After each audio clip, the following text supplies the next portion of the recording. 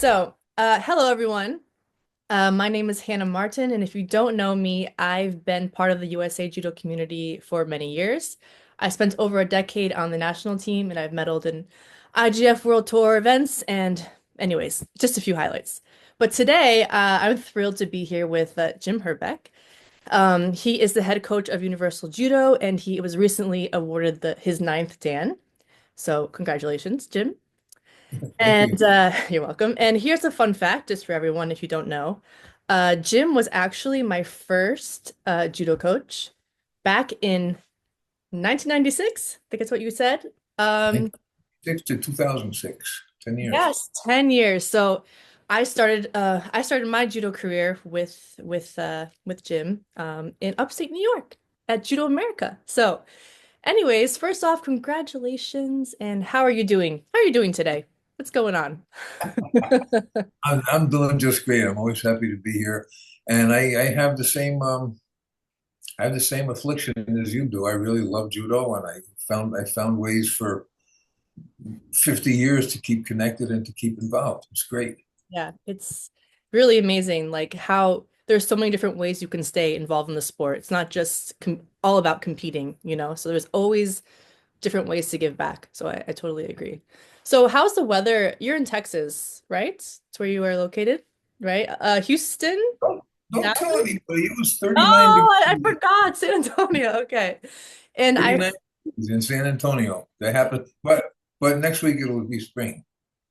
It's crazy, but that's 39 degrees is pretty cold, right? So That's nasty, yeah. oh, okay. I know you're not used to it, but you should be used to this. It's from if you're from upstate New York, remember all those I was here for about a year, and it's never super cold. And we had to go to a tournament in Chicago. And I got on the plane, and somebody said, it's 12 degrees in Chicago.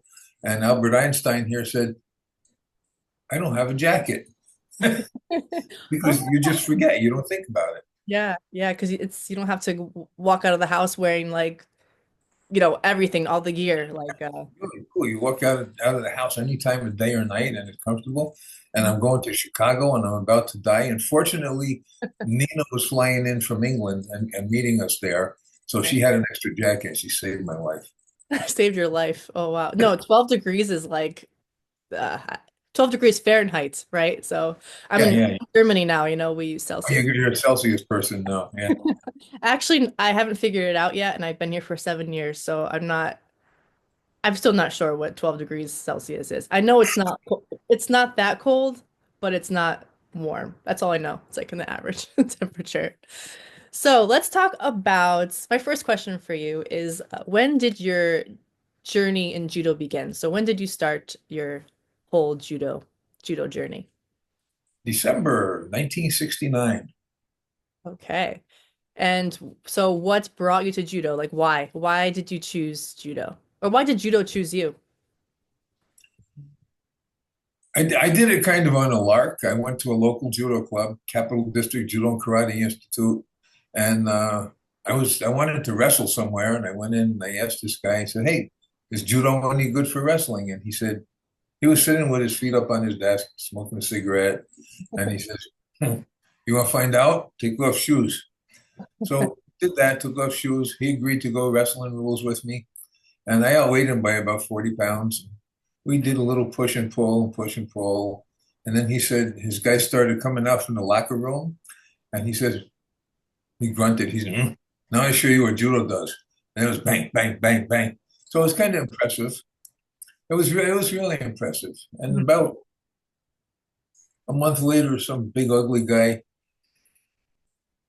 in the bar kind of made me think about not just judo, but wait a minute, maybe judo for self-defense too. So that was the decider that got me over the line. I knew Oh, about judo okay. from Tomo.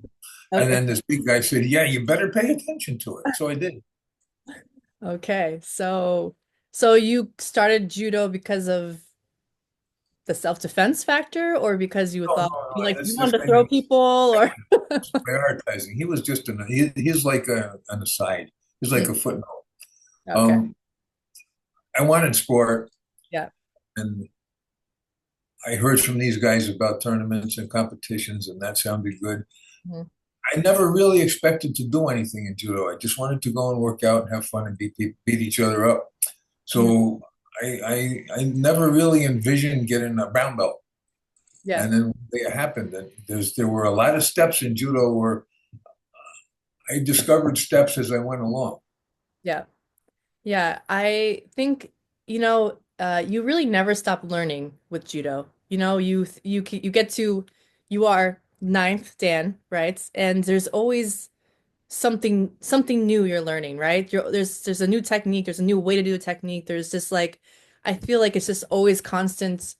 You're just always like leveling up, in with judo. So there's never like you learned it, like like when you go to school, you get your master's, you learned it, close the book, you're off. The book is always open, and Yeah. I really like love that about judo.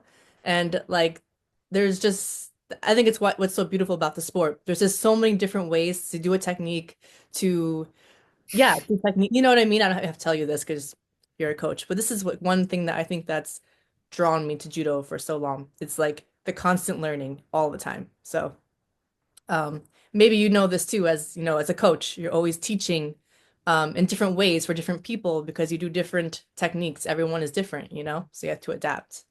Yep. And that's accelerated. I think I appreciated picking up new things Mhm. more in the last few months since I got this promotion. Uh, I'm still picking up things that sometimes it's to go back and review. We Yeah, have some guys working on Nagi no Kata and they're picking, wait. We can use that because this isn't working for you in competition. And we're picking out a little thing here and a little thing there.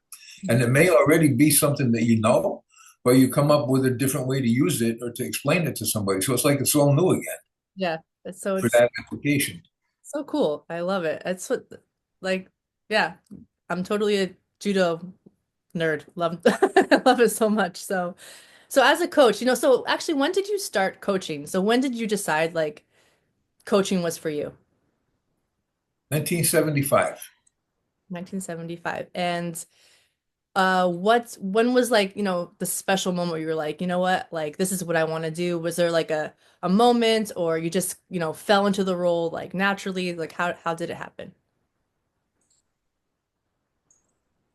I went and did some promotion testing for a community club, and it went well. And several months later, the guys who ran that club contacted me. They were state troopers, and they said, "Hey, we're going to be retiring next year. Would you like to take over the club?" And that was the Guilderland Judo Club. Okay. We ran Guilderland Judo Club from 1975 to 1993, Mhm. and we produced a lot of national champions and international medalists and so on, including world and Olympic medals out of Guilderland Judo Club. So it was a really cool thing. In the beginning, uh, I remember we went to our first tournament. It was at the YMCA in Scotia, New York. And I went in and I said, man, we had 5 or 6 kids. I said, man, I hope we win a couple matches. And we left with 3 or 4 medals. And that was an enlightening moment, I guess is what it is. It's like, oh, wait, maybe we can do something with this. Yeah. And there was a good competition circuit. There was good access to competitions and progressive levels.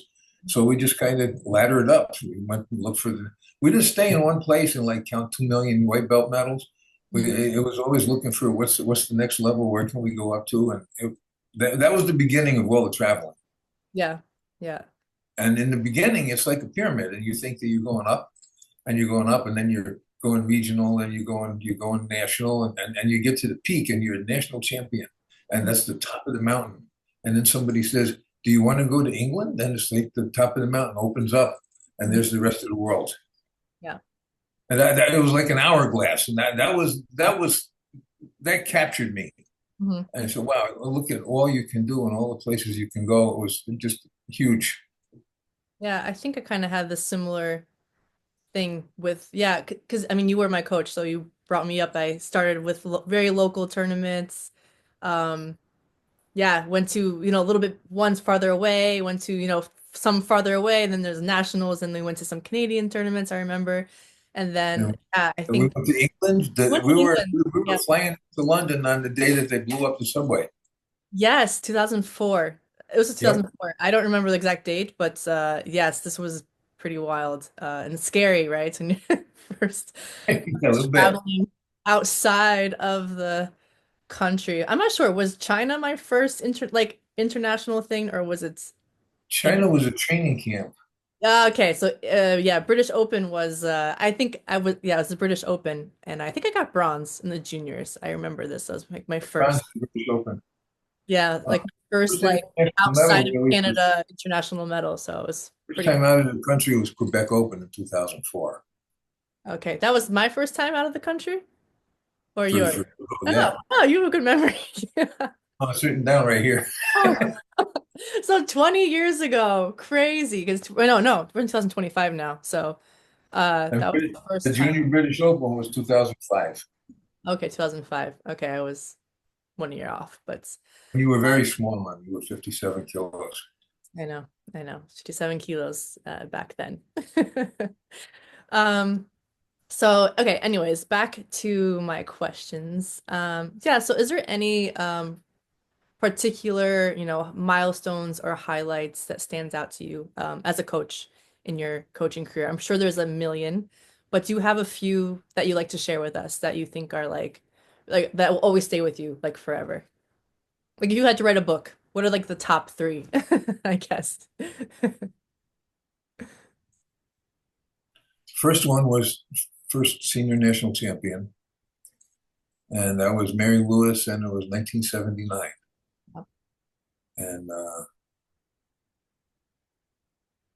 prior to that, nobody in upstate New York, that's everybody north of New York City, all the way up to the Canadian border and out to Niagara Falls, nobody had ever placed in senior nationals since they started in 1954. And Wow. we finally broke through. So that was really pretty cool. Mhm. And that was a good one.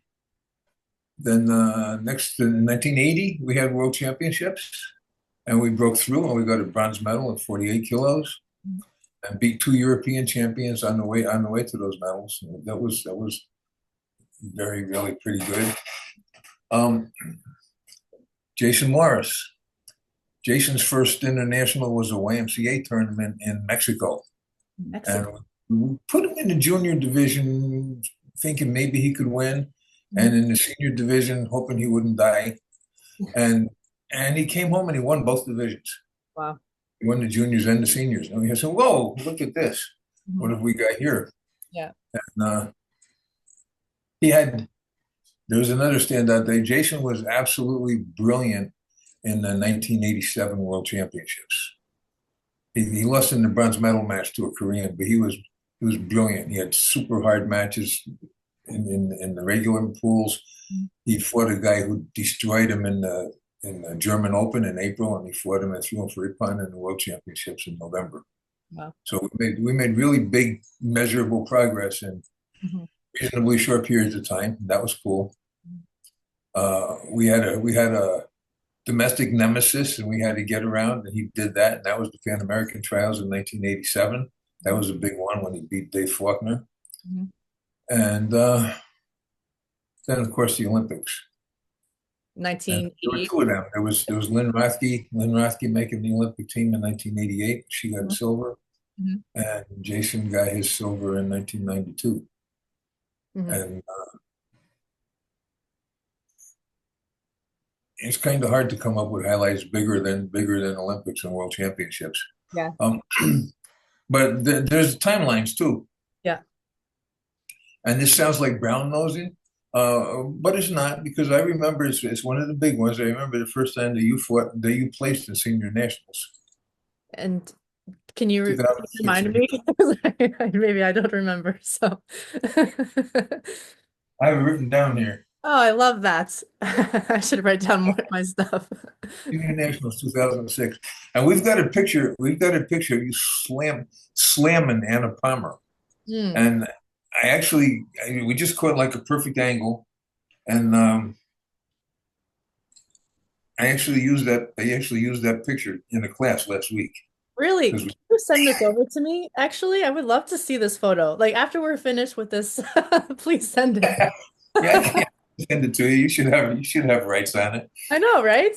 Okay. Um, I think I remember now, 2006, it was first senior my first senior national medal. And I think because I think I was really happy because the year before, I believe I got like fifth. I think Mhm. it was fifth. And the year Yep. before, I think I was like seventh or something like this. So I felt I could see, by the results, um, like progressing up through the national rankings. So it was like really special. Because I was still junior. I was a junior in 2006 still. So I went to the 2006 Junior Worlds that year. So and yeah, actually that's what kept me going to the Junior Worlds. Like you kind of said, like opening your world. I went to 2000 I went to the Junior World Championships and I just realized how big the judo world was and like how little I I knew, like there was just all these countries and like I just felt like I could learn so much. So I knew like the Junior Worlds wasn't like my end game because actually going into the Junior Worlds like this is I wanted to stop. But after going to Junior Worlds and seeing the world and the best in the world, I was like, oh, I want to do this. I want to be the best in the world, you know? So um And your eyes go, oh, yeah. so like realizing how big the judo world was outside, of national level and you know outside of going to Canada it really was eye-opening. It was a really nice I lost, but still I think it kept me going. I think it was an important loss, so Important losses, that's true. yeah. So when, we're talking about 60 years. We had senior national champions in six different decades. Mm. That's something that's really cool. Like, Gina Matteo won in 2004, Mhm. and she just devastated everybody all the way through. She had a brilliant Uchimata in the finals. That was a great one. Mhm. Um, we had some. Then Nina arrived, Nina. and Nina didn't start out as a brilliant athlete. Nina worked for every place she got to, and she never stopped working. Mhm. And that's a good embodiment and personification of the Kano tenets about never give up, never stop, never miss practice. Because she's paid and paid and paid, and she's gotten up to where she's reached some really good rewards. Yeah. Yeah. And now the latest, the newest one is Mariah, and Mariah's begun to break through in some places, and we're looking forward to what happens for 28. Yeah. We probably can talk for like hours about all your, highlights and favorite moments with your athletes. But let's take a moment to, talk about the judo values. As a coach, what are like some of the lessons that you like to pass on down to your students? The most difficult thing you can convey to them is perseverance Mhm. and constancy, not consistency. Consistency is like a graph in the stock market where it goes like this. Mhm. Constancy is where you're going like this. Mhm. And there are some levels of some things that you can never compromise. Mhm. It's like there are some mistakes that you can't correct, Mhm. and you have to identify what those are. Yeah. And this is strictly from a sport perspective. Um, if you're taking time off and you're going to the movies 3 weeks before the national championships, there's somebody that's in the dojo. Mhm. There's somebody that's working hard. And our trick, and this is true for judo or for work or anything else in any competitive arena, you're capable of working harder than anybody else is. Mhm. Okay. And that's a matter of identifying goals. You have to identify goals and you have to define them properly, correctly. You can't be like 14 years old and say, yeah, I want to pitch in the seventh game at the World Series. It doesn't work. Yeah. So, and nobody trains at World Series and nobody trains at Super Bowl. They train at football or baseball, and that's how they get to the top. Mhm. So there are many people in judo. We go, wow, it's the nationals. So I have to get to the Olympics. No, no, no, no, no, no. You have to get your judo good enough to get to the Olympics, Yeah. and that's a whole different story. And that's the thing. That's the thing that keeps people like you competing after 30, and then you thought you might quit at 33 and competing after 33 because you still want and you still have goals. Mhm. Goals are super important, and without clear goals and definition of goals, it's too hard. Yeah. Yeah. I agree with that. Um, I was gonna share a story. What I think, you coached me for 10 years, and something that, I always think back on through my long judo career is something that you taught me was, yeah, like to believe in myself. Like I think you really like helped me learn how to be confident in my judo and to be confident in myself. So sometimes I remember, going you go through ups and downs with your confidence levels through your whole career. And you have to like it's mental work also was important in the judo world. It's not just physical, but a lot of times I think back in like a specific moment. We had like some like we had like a talk, and I just remember you talking to me, and like you had so much belief in me and so much belief in my judo and what I can do, more than myself, more than my parents at the time. Like this like moment, it's like a snapshot in my head, always like would come to me. And I'm thinking, like he believed in me more than I believed in myself at the time. And like I think this belief like helped me to become, believe in myself, be more confident. So yeah, you definitely passed down to me how to be confident and to believe in myself, to believe in my judo, even when other people don't believe in me. So it's something like that stay with me yeah, in my life for a long time. So I appreciate that. And yeah, of course, I honestly think if you didn't believe in me at this time, I probably would have stopped judo. Yeah. So that's just yeah, so thanks. Thanks for Oh, that. that's cool. That goes on my highlight list too. Then right. Yeah, I That's mean, it's say. yeah, there's some things like, you meet everyone through your life. You were with me for 10 years. Of course, I stayed in New York. I didn't go to Texas when you moved to Texas. I stayed in New York and started training with Jason, but like I still, you were with me for 10 years and some very important stages of my judo career, Like, this is where I started. And I think, yeah, if maybe I started somewhere else or didn't have you as a coach, maybe I wouldn't still be doing judo. So it's yeah. So thank you. Thank you for that. Well, thank you.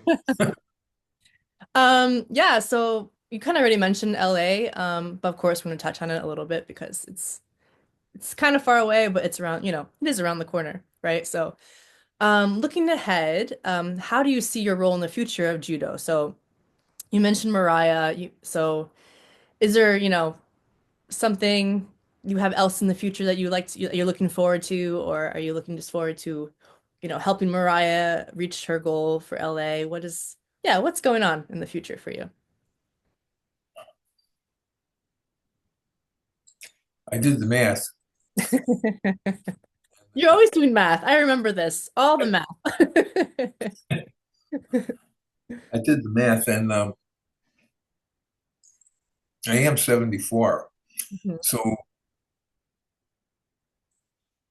I have a guy that came to the judo club, and he says, "I want my kid to train with you, and we want to make sure that kids are between 6 and 10, and I want to make sure that they compete through high school, and we want them to go to national and international competition." And I had to say, "You do realize I'm 74, right?" So I don't know, and these are a couple of kids that have real potential, Yeah. and I'd like to say I'm going to be coaching at 90, but who knows? I have a couple of friends that are staying active. Um, Realistically, 84 or 28. Um, I'm very invested, I guess is the word, in the notion that all serious athletes have the capacity to improve and improve significantly and on a reasonable timeline. Like, for example, it's in the United States, it's 4 years to get to be a black belt. Um, if our education system is working right, it shouldn't take you 4 years to be a black belt. So if we can accelerate the learning to get people to black belt sooner, not to get them a black belt, but to get them good enough to be a black belt, Mhm. uh, we will have harnessed something in an educational vein. Um, most black belts, most people who get to be a black belt, their judo never changes again. If they got to be a black belt with Sasai and Osogari, that's what they do for the next 15 years. Mhm. Um, there are some people who actually add something new to their judo every year, and you see them progressively grow, and they keep going farther and farther and farther. So I have some guys at the club now that are at some level, and I talked to them back in June Mhm. about Los Angeles and said, look, if we can improve at this rate, and if you can improve a little bit every month and every year until then, Mhm. how much better can you be? Like if you improve 2% a month, it'll take you 50 months. So that's 4 years to be twice as good as you are now. But if you can improve 10% a month, you can make pretty good progress. Mhm. And some people have like epiphany days, and something that didn't work, all of a sudden it worked. Sometimes you can improve your skill levels. You can double your effectiveness in a year. So I've got a group of guys that we're looking at what we can do in terms of getting to LA Mhm. legitimately, starting with not much experience. Who can we catch? Who can we pass? And let's see where that goes. So that's kind of a pet project for me. Yeah. The difficult part of it is convincing those guys that they want to invest all that time for 4 years. Yeah. Yeah. Because you can put together a brilliant program, and you still accomplish nothing without athletes. Mhm. Okay, so the biggest thing is the biggest challenge is gathering a group that says, yeah, we want to try to do that, and we're going to follow through and actually do the best that we can. Yeah. Yeah. So you have some projects up your sleeve. Very good for LA. Or not just for the next years. It's good. You have your own personal goals, Yeah. that's very good. Um, yeah, I mean, this is going, towards the end of our interview, but I really appreciate so far like everything you've shared with me and shared with the community, USA Judo community. So yeah, I guess one last question. We did talk a little bit about like, our journey together, but I think it would be maybe like funny to share what is like one of your favorites, Hannah moments. It doesn't have to be judo related, just, a funny uh I You're actually asking for I don't even know if I should even ask this question because there are some funny things that I did when I was younger. But yeah, something funny or favorite Hannah moment you wish to share on or off the mat, just for the community. two things. One's funny, one's just some other adjective. In 1985, we went to the first Soviet Women's International Okay. in Moscow with and Lynn Rothke was on the team. And we got to the venue early, and there weren't many people there, and I wanted her to warm up, and it was cold. So, so I said, "Well, what do you think? Why don't we do 100 throws?" So the only yogi around was me. So we did 100 straight of Morote Seinagi on me. And people started coming in the gym and they're looking at us and thinking, who are these crazy people? And we did 100 throws. And I don't remember being tired. We did it and it didn't kill me. Mhm. So fast forward from 1985 to 2003 or four, and judo at Judo America in Schenectady one night, and nobody showed up but you. And I said, hey, how about if we try 100 throws? And I got up to 25 and I was about ready to call an ambulance. And we stopped at 25. And that's just the difference of same game, different time, and how much difference 18 years makes. It's terrible. So one time in Canada,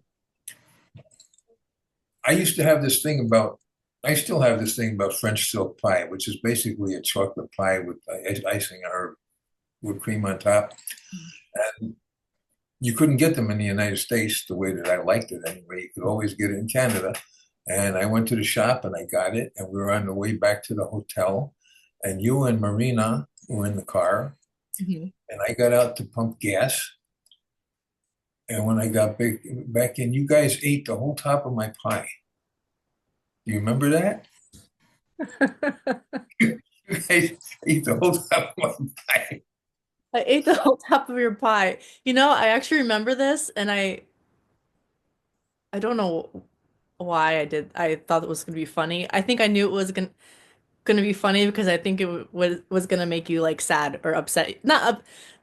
I knew you wouldn't be happy, so I think it was just like a way of me pushing your buttons, like I always like to do when I was younger. So I'm sorry. I Well, apologize. what happened? So I ignored it as much as I could. You lick the ice, all the whipped cream off the top, and there's I, a you chocolate know, pie. I And I think I ate, definitely remember doing that. I licked all the whipped cream off. All the whipped yeah, cream. yeah, I'm really sorry about that. totally denuded the top of it. And I said, okay, I'm going to ignore this. I'm going to eat the pie anyway. And you did, yeah. I think I remember that. Yeah, that sounds like something like my 3-year-old would do. Like can't believe. Oh man. So, do you remember when you started eating sushi? No, actually, no, I don't We remember. drove, we drove from Schenectady to Georgia. Okay. We got you guys some food, and I saw some sushi. I said, I'm not going to eat that stuff. I want to get some sushi. And you guys didn't like it, you and Marina. So I ordered the sushi. I got it on the table, went to the bathroom, came back, and all my sushi was gone because when you tried it and you liked it. And after that day, then Hannah Martin liked sushi. I really like sushi actually, so thanks for introducing me to sushi. Oh, that's hilarious. I'm sorry. I think there's like a lot of these little stories of me just yeah, eating someone's food. If it's Nina's food, your food, something like this. So I'm sorry. I guess I was always hungry. I guess I was always hungry when I was young. It's pretty funny. I was just a funny young kid back in the day. So okay, yes. Well, Jim, really, thank you so much for joining us today, sharing your journey and wisdom and some funny moments and good moments. I think our listeners will appreciate the stories and advice you've shared. So, so I hope you also enjoyed yourself. I really appreciate talking to you. It was really cool My to face share hurts with from you. smiling. I must have Ah, enjoyed it. I know mine too. I've been smiling the whole time. It's just like after so many years, it's like I feel like I like know you so well. So it's a nice, easy to interview you. So um so thank you for your time and best of luck with everything. And again, congratulations for your ninth Dan. Okay, Hannah, thank you. I really appreciate that. I appreciate your time, and I really enjoyed this. Me too.